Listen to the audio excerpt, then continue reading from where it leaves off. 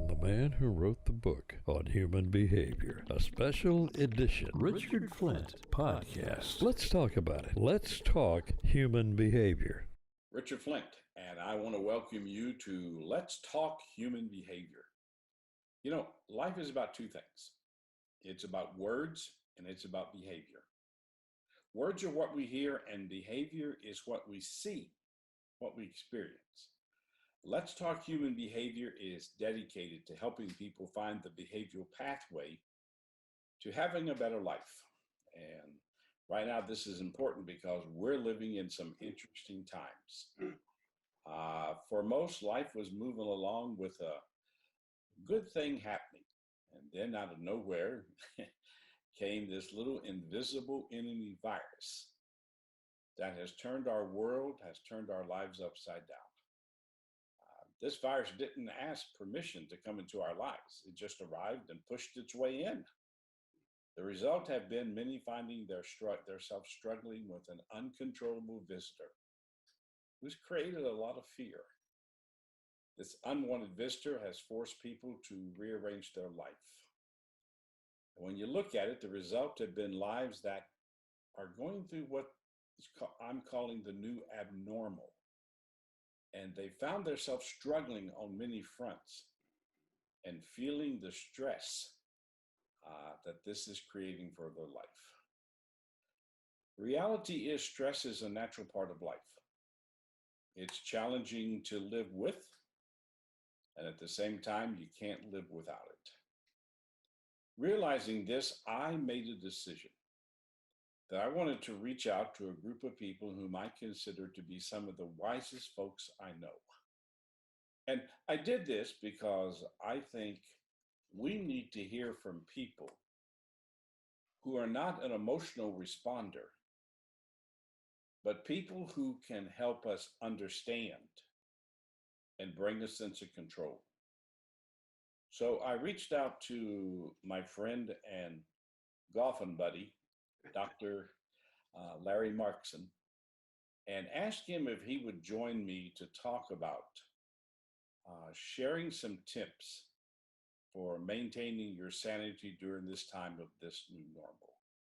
And so Larry said he would be happy to do it, and today he joins us. And Larry, I am just so excited to have you and be able to share you with those who are part of the Let's Talk Human Behavior community. And welcome to you, my friend.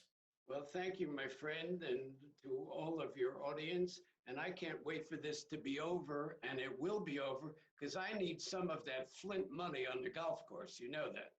Whoa. Well, I've got a little stash put away that I will use to increase next time we play golf.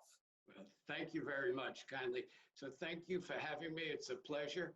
And ladies and gentlemen, let me tell you that Richard Flint, and this is not a self-aggrandizement have necessary for me to do, has been one of my mentors over the years, even though at my seminars I've had him as a featured guest speaker many, many times. I read every one of his books. My favorite is Behavior Never Lies.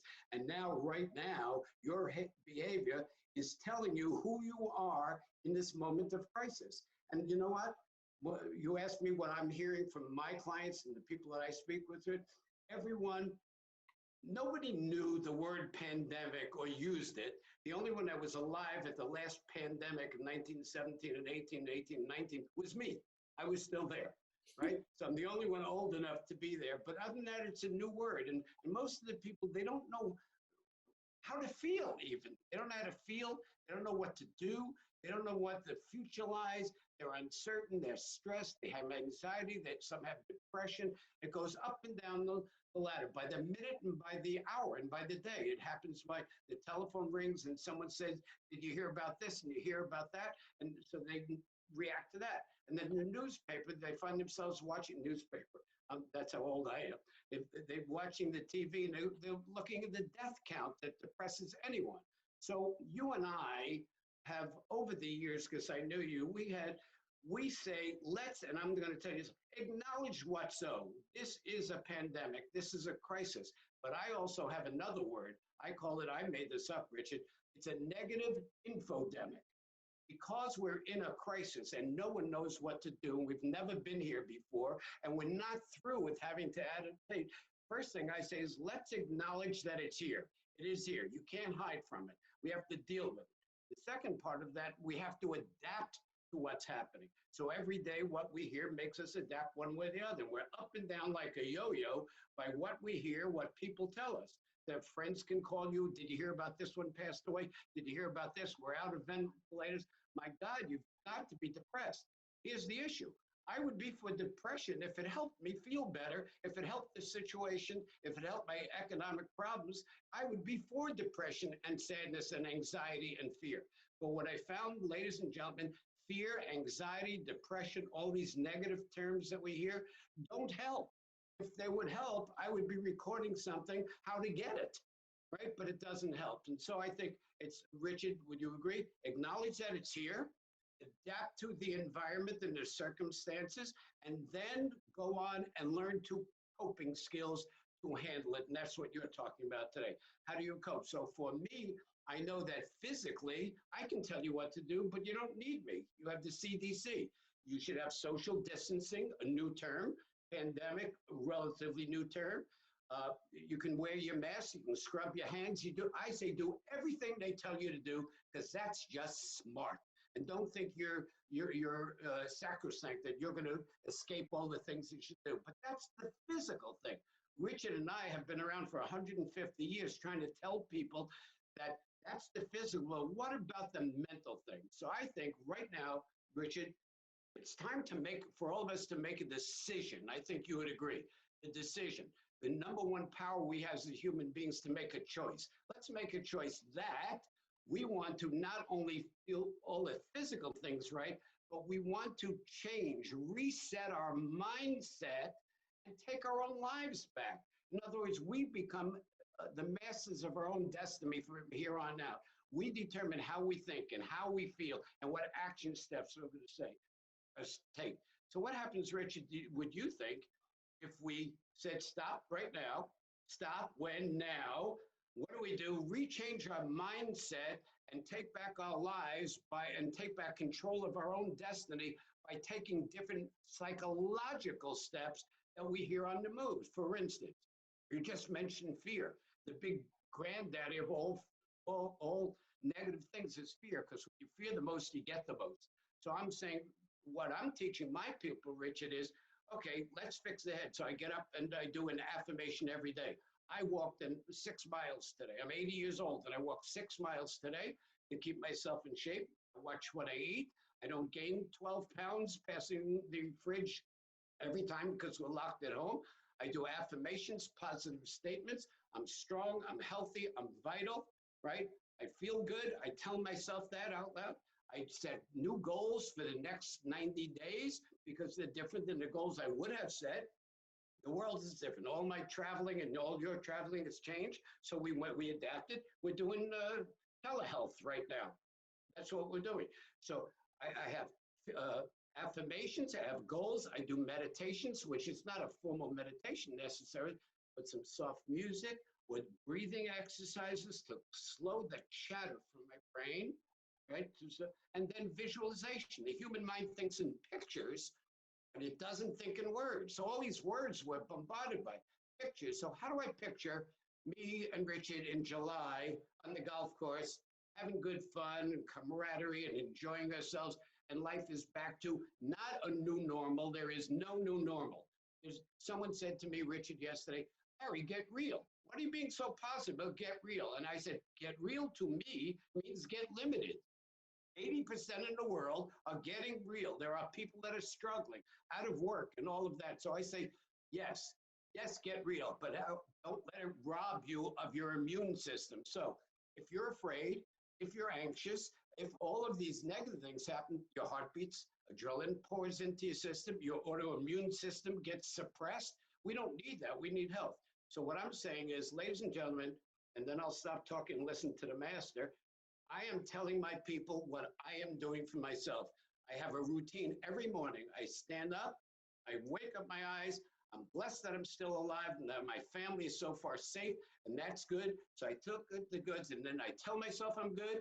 Then and I close my eyes and I visualize things happening. I write some goals. I'm journaling my feelings on the line, off the mind. That's what I'm doing. I'm building myself up in strong and noble thought before the rest of the negativity make me part of it and makes me susceptible to this hidden virus.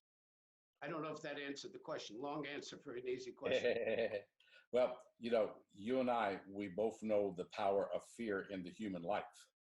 And I think one of the things that I see or I sense or I hear as I talk to people right now is, who do you believe?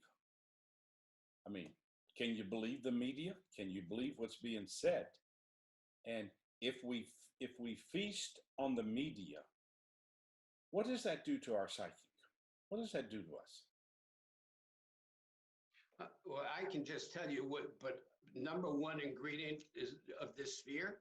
What you fear the most, you get the most. So I'm saying, number one, what I tell my people, I'm sure you do, go on a media fast. That doesn't mean be stupid and ignore everything. I open the TV in the morning, I hear what's going on, and maybe 20 minutes at night, but I don't sit in front of the TV, channel after channel, who do you believe? Do you believe some stations are Republican-oriented, some stations are Democratic-oriented? They're carrying different messages.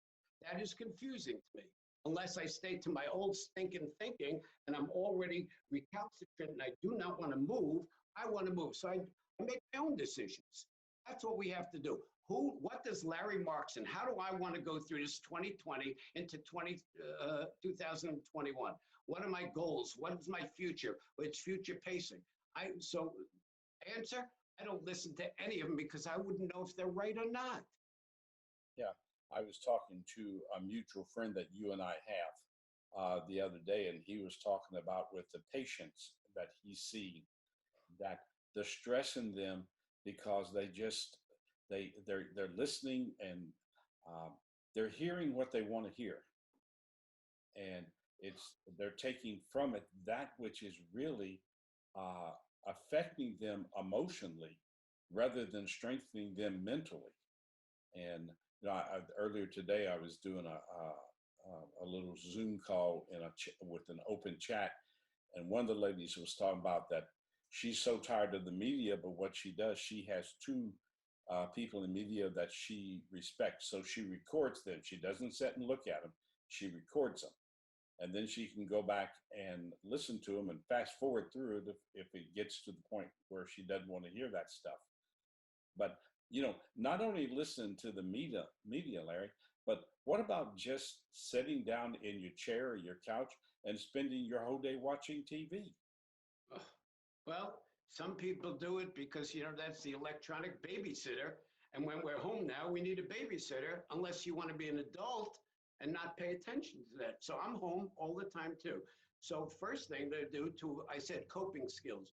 So I divert the negativity, but I have a FaceTime with my grandchildren every Sunday night, all 12 of myself, my children, and my grandchildren. We get on and we play a game, Pictionary, or some games that the kids set up for us. So with social media, I call friends that I should have called last week and the week before, but I was just too busy with my own ego to do it. I touch bases. So I want you to use your technology. You do it. You're helping thousands of people all the time by commuting. So be in touch with your family. That's using technology, but it's not watching TV. And if you watch TV, stay away from negative TV, killings and stealings and robberies and murder and things like that. Look at feel-good movies. People falling in love, hitting a home run in the last of the ninth, winning the war, whatever it happens to be. Look at movies that only uplift you. That's what I do.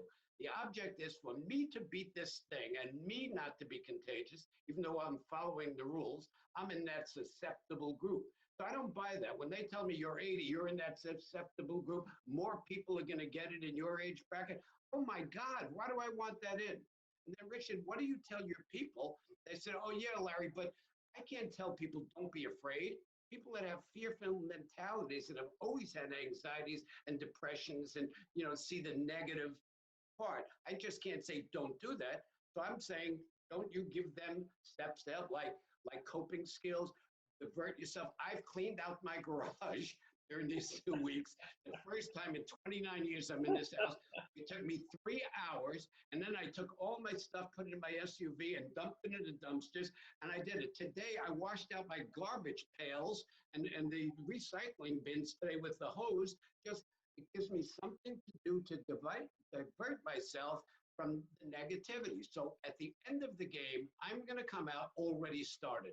And that's what I'm saying. And for those of you that have more economic issues that maybe I do, or you have worries about your family, if worry and fears, let me give you the 6 fears, okay? 6 major fears. Fears of the unknown. We all have that now. We don't know what's going on.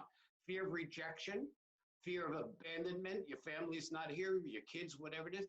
Fear of success, fear of failure, and the biggest one now is fear of loss. Lack of income, lack of social communication. I don't want to know what's in the future. Those fears are real.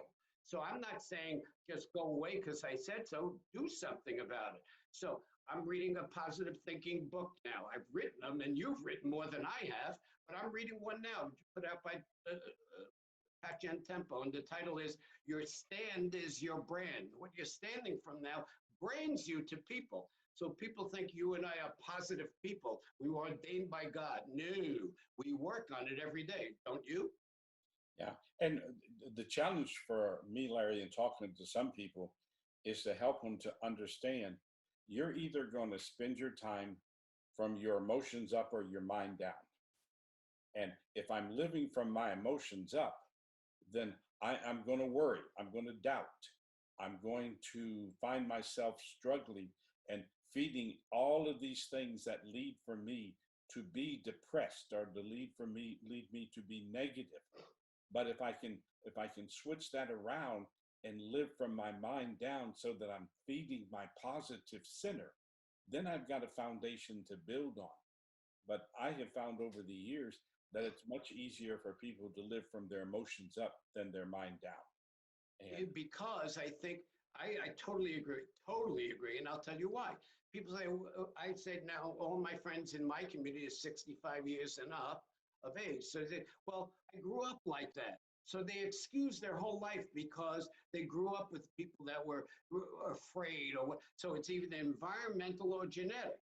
So environmentally, I didn't come from the best background. We had no money and we struggled and all of that stuff. And so I'm the typical, and so are you, Horatio Alger story. It's not the way it is now. I'm saying there's better than what we're feeling. Make it very simple. Can we act one step bigger than we're currently feeling? Can we acknowledge that we have a little fear, but nevertheless, I cleaned out the garage, I just told you, right? So the human mind does not have any room for clutter. If your bedroom or your closet, my garage was cluttered on the outside means cluttered on the inside. So I'm telling my people, clean up your offices, go through your closets, rearrange your clothing, see what's for charity, do anything physical that you can. 1, it takes away the time of sitting watching the boob tube. 2, and I'm not saying don't watch it, I'm saying, carefully. 2, so I've cleaned up. I read some books. The other night I'm reading, 2 nights ago, I'm reading Patrick's book. And I got into page 12, and this is not because it's a bad book. Little old Larry fell asleep for an hour. So I just closed my eyes, and a nap happened. So I just blessed it. Oh, good. I got a nice nap in. Now I'll go back. I was reading. Stop putting yourself down. Ladies and gentlemen, don't give yourself permission to be less than you can be. Well, I like the thought that you have, and I've been talking to this about people. Find something to do. You got to find something to do, and find something to do that's constructive. Find something to do that is productive. Find something to do with this new time that you have, and use it to improve rather than just sitting around and watching the clock tick. Because when you sit around and you watch the clock tick, you're just going to become an emotional mess. But like with you, getting your garage cleaned out, you got to feel good about that, man. You achieved something. And, with the TV, I've encouraged people, watch some of the children's animation movies. We need to laugh. This is a time when we need to laugh and enjoy. And some of these children animation movies are just really, really good. You don't need to feed on the Law and Orders and all of these shows that are depressing about death, because we're hearing so much about the number of people that are dying. We don't need to deal with things that just emphasize the death. But if you're going to watch TV, watch something that makes you feel good. Watch something that makes you laugh. And if you got time, you don't want to watch TV, look around your life. Where is the clutter? Where are the things that I've been procrastinating with? And complete something. I don't know about you, but I have found that when I complete things, I feel a lot better. Right. There's no question. And you know what? Same thing in family. So I'm a big one, and you know this, that I have grown up with and I started to do afterwards. I was quote unquote a failure in life till I was 29 years of age. My marriage wasn't good. My kids thought I was the worst thing ever, because I probably was. Money was not abundant. So, and one day I went to a seminar by a friend because he said, "Be my guest." That's how I got there, because I didn't have the money to pay for it. And the guy said, "You aren't opening dialogue that changed my life." It says, "You know, God put you here to fail. You were born to succeed. There's nothing that if you don't succeed, it's because you don't take the steps to succeed." And I came home and I was failing in my chiropractic practice. My marriage wasn't good. Money was not good. In 1 year, I had a huge chiropractic practice, more solidified relationship. My kids' relationship, which to this day, we have such a wonderful, wonderful unit. I learned how to do that. So if I can learn how to be successful, healthy, and happy, so can everyone out there. And we're starting at different levels. I'm starting way down. I'll tell you what my wife is doing, believe it or not. So I have a business now during this no business time. My business, I have a route. On Mondays, I deliver the biscotti cookies that she delivers, and with gloves and a mask, I put them in mailboxes and beep going of people in my community. On Wednesday, it was banana bread because she's cooking banana bread. Last Thursday was meatloaf. And then on Sunday, it was my cabbage soup that I didn't want to let out of my supply because I love it. So we're delivering, and that's what she does to help humanity. Now, the people, do they appreciate it? Of course. Why is she doing it? She loves to cook. She's great at it. She's doing something to help. My sister, who's 85 years of age, lives right near you, Richard, by the way, right? North of where I am in Boca Raton, Florida right now. She had a neighbor, she's alone, she's 85, 86 years of age. A neighbor knocked on her door. They hardly know each other. They pass each other and they wave. Just said, rang the doorbell, said, "I'm not coming in." And she looked down and said, "This is for you." And she walked back to her house and she left. She was just at the market, bought a bowl of fruit, a basket of fruit for my sister. A little kindness, and it's not a lot of money, it's a little kindness. The more you give, the more you get. What goes around comes around, and it's a universal law of Om Kitam Nama, the law of cause and effect. You be the cause of someone else's good, the chances of you coming through this increase dramatically. Yeah, what I like about what you're saying is that your time is filled with purpose. Yes. And that's one of the things that in our world, the way it has been, is that we have been so busy, being busy, that our time has become our enemy. It hasn't become something that we can live with purpose. I mean, most people, before we've hit this new abnormal, they'd finish a day and still have a ton of things to do. Now someone finishes their day and they're wondering, what am I going to do with my time? And time is a gift. I mean, you talked about it. You're 80, I'm 75. And time is a gift. Every day I wake up, people ask me, "Do you have a bad day?" I say, "No, I woke up this morning." How can you have a bad day if you wake up in the morning? And I get up like you. I get up every day. I have a cup of coffee. I do my morning minute. I do my quiet time. And then I lay out an achievement list, things that I want to get done today. And it gives me a purpose for my day. If I don't have a purpose, it means I don't have a plan. If I don't have a plan, then I don't know what to do with my time. So I spend my time wasting the gift of time that I have in my life. And I think this is what is so confusing to people, is they've been taken out of their comfortable routine. And How do people adjust to newness when it's not something they asked for?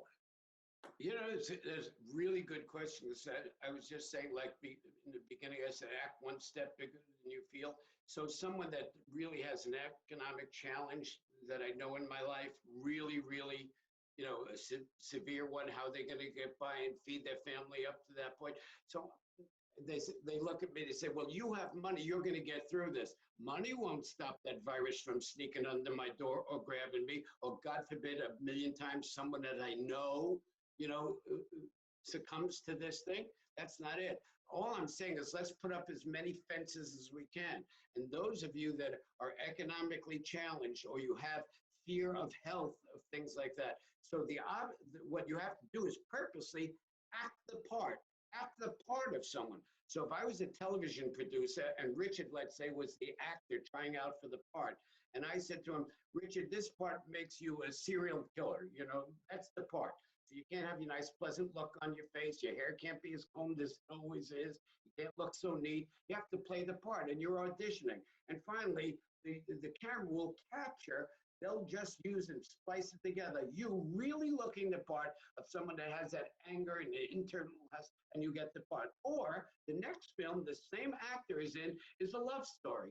Different face, different hand, different speed of speaking, different tones, different words. So I'm saying, ladies and gentlemen, why don't you select the part?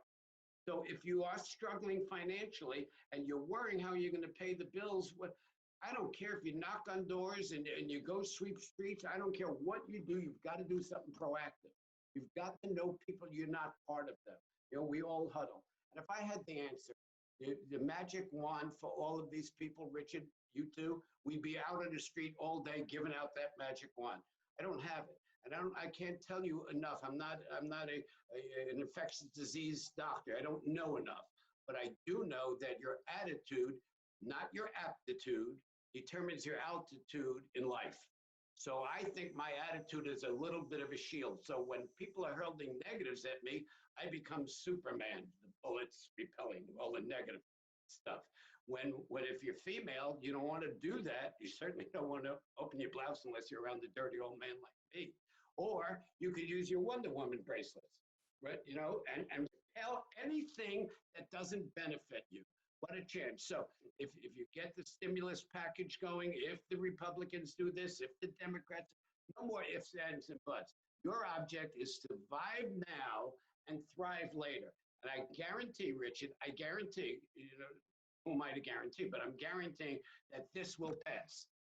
I'll bet you if this comes back, forgetting what they're saying about waves coming back and forth, we'll get to a point that this is over. 6 months from now, 3 months from now, 2 years from now, I don't know, but it'll be over. Now, I'll bet you we're never unprepared before. I'll bet you every hospital in the country will have enough respirators if something like this ever happens. So you learn from the negative too. We're learning social distancing. You know, when I see my grandchildren, I want to run over and hug them, and they go like this. You know, stay away from 8 or 10 feet for extra safety. Do you know what I'm saying? Play the part. You look at yourself in the mirror. Play the part of the person you want to become. So I don't want to be a positive, motivational speaker.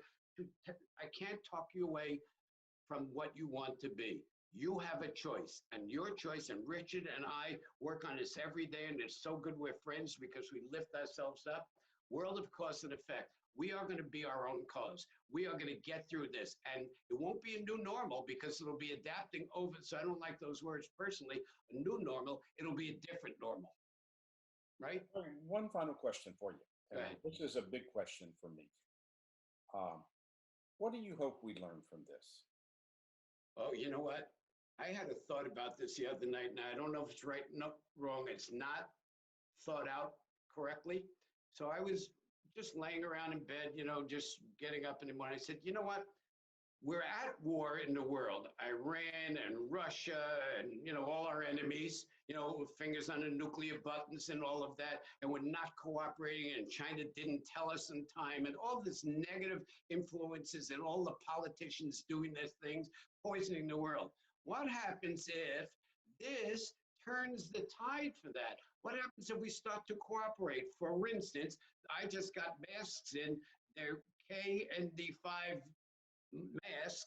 right? The K means it comes from China. China is sending us. I just saw something that Israel sent enough respirators to England to help them. So we're starting to help people all over the world. What happens, Richard, if this is the beginning of a shift in mentality, that it's not Democrats or Republicans or the dictators and the democracy countries, not that. What happens if we start to work together a little bit? Then it's 20%. And our negotiations are for the betterment of our people and not each other. I think this could be the beginning. I'm not sure, but at least that's my dream. Well, I agree with you. I think when we get to the other side of this, and I believe we will get to the other side of this, there's no question about that. And I don't believe our world will look the same. Right. I think we will have a new picture to it. And I'm hoping that what will come from this is that we will learn that together we're stronger. And that the more divided we are as a country, and I'm hoping this will pull our country together, because our country has been very divided. And it seems like there still seems to be a war in Washington over coming together, that we still seem to be fighting. And I sat here and I'd listened to him, and I think, why can't you just get your act together? We need that spirit of oneness, that spirit of togetherness. And I look at the world, and I look at how what you were talking about, countries are sending other countries help. And I'm just hoping and I'm praying, Larry, we don't forget this, because it seems like, and I think you've seen it in your lifetime and I've seen it in mine, we go through these times that have powerful messages attached to them. And we work together, and then we get the other side and we go, okay, now you're my enemy again. And I'm hoping that because of the fact that this is not isolated, this is worldwide, that we can learn from this. Oh, I hope so. I pray so. God bless you. Woo, that's right. Yeah. Well, you're a busy man. You got a lot on your plate, even though you are, you're not retired. You'll never retire. You're like me. I don't like the word retired, because to me, that's a death trap. I think all I'm doing right now is changing and redefining the direction of my life. It's funny because someone else said that this morning. I say, well, I'm semi-retirement. I just have a certain clients. I take whatever talk that comes my way, if I like it or not, but I'm not really working anymore. He said, watch what happens in 3 weeks. You're going to get a bunch of clients. You're going to be back in business. That's what will happen. The universe said so. Larry, if the people who are watching Let's Talk Human Behavior would like to reach out to you and maybe send you a question, how can they contact you? Well, my email is Larry@LTM, like lettuce, tomato, mayonnaise, LTMconsulting.net. Larry@LTMconsulting.net. And if you just want to chat, 516-318-1444. But the question should be directed to the master who's sitting in front of you with gray hair and black glasses and some sort of shirt. I love you. Thank you so much for inviting me. Thank you. All right. When this is all over and the golf courses are all greened up because there's not people out there tearing them up, let's get together and play a round of golf. Good deal. All right. Thanks, Larry. Be well. I appreciate you. Love you, my friend. Bye. Bye-bye.